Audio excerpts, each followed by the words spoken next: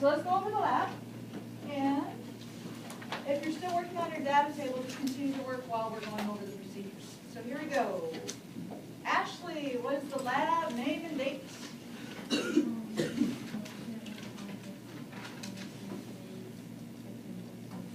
Correct, so moisture content, we're calculating the moisture content of popcorn.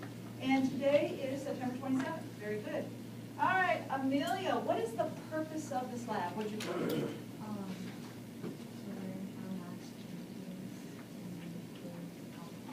That's a good one, to learn how the mass changes when the moisture leaves the popcorn. Let's see, Alex, what'd you put for your purpose? Purpose. Make sure you add it, because I'm going to grade you on all your parts. Simon, what'd you put? Explain how and what is lost in popcorn. Oh, that's very good, to explain how and what else? And what. And what is lost from the popcorn after it pops. Very good. Does anybody else have another procedure they want to share?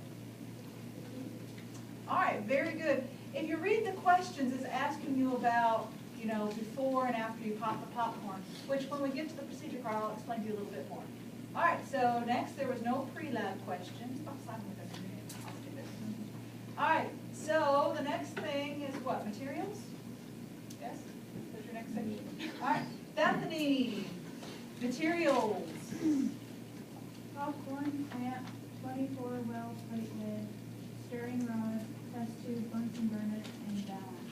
Very good. The only thing we actually won't use, guys, is the 24 well plate.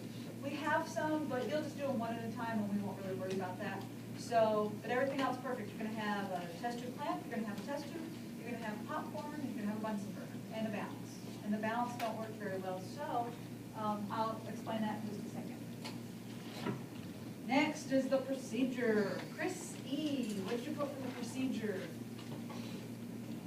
I know, that's the worst one to get. You get 20 kernels, determine the mass of each kernel. Okay. After you do that, use the unweighed ones and heat the test tube, put the kernel in the tube, and after the kernel pops, determine the mass. Very good. That's absolutely correct. You're going to weigh the popcorn as a kernel, and then you're going to pop it in the test tube, and then you're going to weigh the popcorn afterwards. Okay? That's the reason for your data table. Very good. Let's have one more. Kiki, what did you put for your procedure? Let's read us yours. You didn't get to it yet? All right. Blake, let's hear your procedure, and then I will explain to that. 20 kernels of popcorn, put each kernel below, determine mass in the cord, practice popping down, just test tube, continue the steps until you have 15, determine mass in the cord. Very good. So that's absolutely true. That's just what Chris said. So you're going to do it for 15 different kernels, and what Blake added is you're going to record the results. So that's absolutely correct. All right, so I'm going to explain in a little more detail. I mean, your procedures were very good. Just a few things I want to point out. Number one, you're just going to do one kernel at a time, okay? Rather than weigh all 15, pop all 15. What you need to do is weigh one, pop it, and then re-weigh it, okay? I put one balance at each side of each table, so you guys will kind of have to share, okay? So the thing about the scales, they're old and they're not the best, okay? So I'm going to tell you already, your scale's probably not going to work right. So you kind of have to just work with it and make the best you can out of whatever we have. So this is my suggestion. The first thing you want to make sure is before you put your kernel on there, hit 0, okay? So you hit 0 and wait until it says what, guys?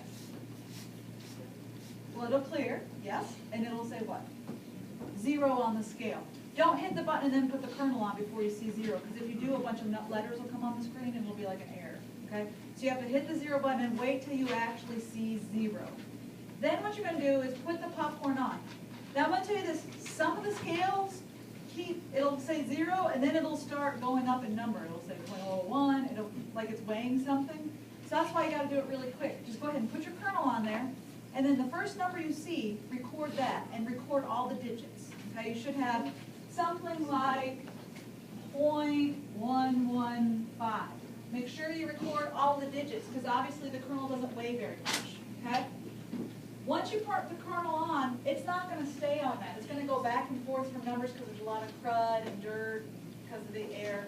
So if you wait for the numbers to stop, they're never going to stop. So just, as soon as you put it on, the number that pops up, go ahead and record that. Does that make sense to everybody? Because I'm gonna let you, yeah, Simon. What if it weighs more? It should. If it does, that means you probably didn't get the right one beforehand, so that'll be just a bad way, okay? So then you can just erase that from your data. Okay. It should, but yeah, the scales are real accurate. So if Simon's question is, what if it weighs more afterwards? That means it was a bad data point to start with, and don't worry about that one, okay? All right, then what you're gonna do is you're going to pop the popcorn. Now, there is it's kind of a technique, okay, for popping the popcorn to see how good you guys are at popping the popcorn. Has anyone ever heard of the Jiffy Pop, old-timey Jiffy Pop? They used to, or when people used to pop it on the stove, you know, before there were microwaves. Okay. So the key to popping the popcorn is, let's pretend this is my test tube. Put your clamp at the top, okay? You don't want to put it at the bottom because then you're sticking your hand in the fire. You probably want to avoid that. But put the clamp at the top and you put your popcorn in. You want to shake it, okay, over the flame. If you just put it in and stick it in the flame and let it sit there, the only thing that's going to happen to your kernel is it will just get a crusty black color. Okay, it's not even going to pop, it will just turn black. What you want to do is heat it gently. So put it in the top of the flame and kind of juggle it, okay? You can even, once it gets hot, you could actually even take it out of the flame and it'll still pop. Okay? Kind of like when you take the bag out of the microwave and the popcorn still pops, okay, because the heat gets on the inside. Now, what happens is, you remember, I'm not an artist, okay? Inside the kernel, there's what? What do you think, based on the name of the lab? Moisture or water, okay? So there's water actually inside every popcorn kernel. And what happens when you pop popcorn, even when you pop it in the microwave, when you heat, the water inside heats up past its boiling point and it escapes, okay? And when it escapes, you get a kernel without water. Okay? That's why popcorn pops. It's the water inside the kernel that heats up and comes out. And once it does, you lose your water. Okay? So like Simon was asking, what happens if it weighs more afterwards? Well, it didn't weigh right the first time, because if this kernel, when I weigh it, weighs 0.216, and then I weigh it and it weighs 0.186, okay? One of the columns, column number, or letter I should say, so that's exactly what you're doing on your data table. A is this mass, okay? B is this mass, because you're going to put it on there and weigh it. Do the same thing, wait for it to show 0, okay? And then C, it says grams of H2O released. Well, guys, how do you think I'm going to get the grams of water? Subtract. Very good, subtract.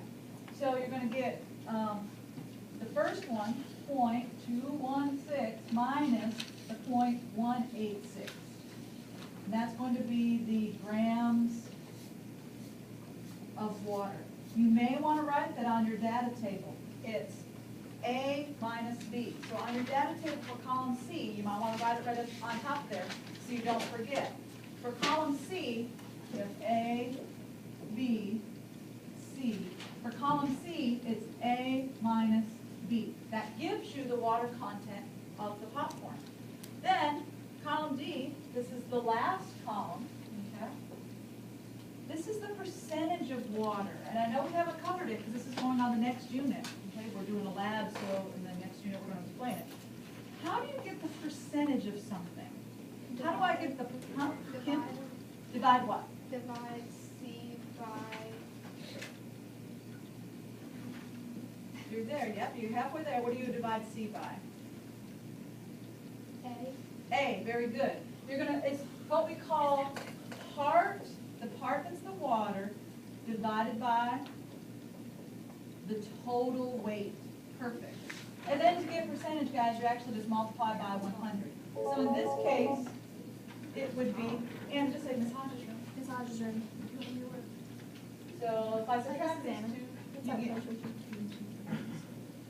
Okay. you have to go back. All right, see, and so in our example case, when I subtract these two, it's 30 or 0.3 grams. Oh, not 0.3, 0.03. And so when I do the percentage, it's 0.03 divided by my total, which is Sienna, 0.216 times 100. Okay? So this one is C, calculated here, divided by A, column A, okay, your total, times 100. Okay?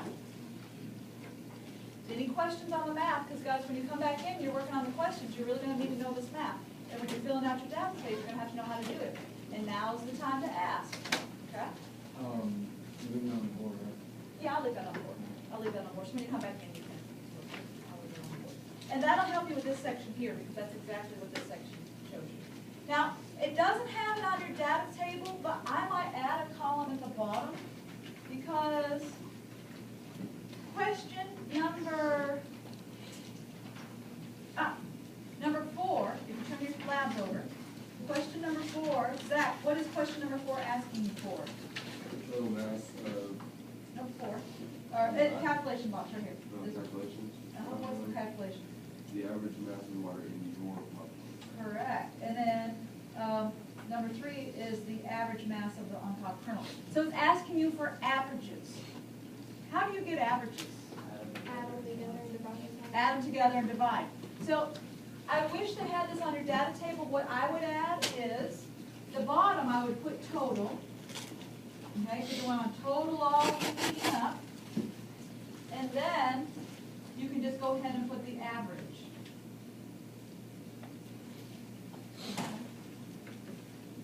So, this is column A. Right there, column A. Column B. Column C and column D. You're going to get an average. Okay? So, you're going to total column A up and then divide it by how many? 15. Very good. Divided by 15. And then you're going to take column B, Logan, add them all up and divide column B by what? 15. Okay? So you're going to get an average of all of those.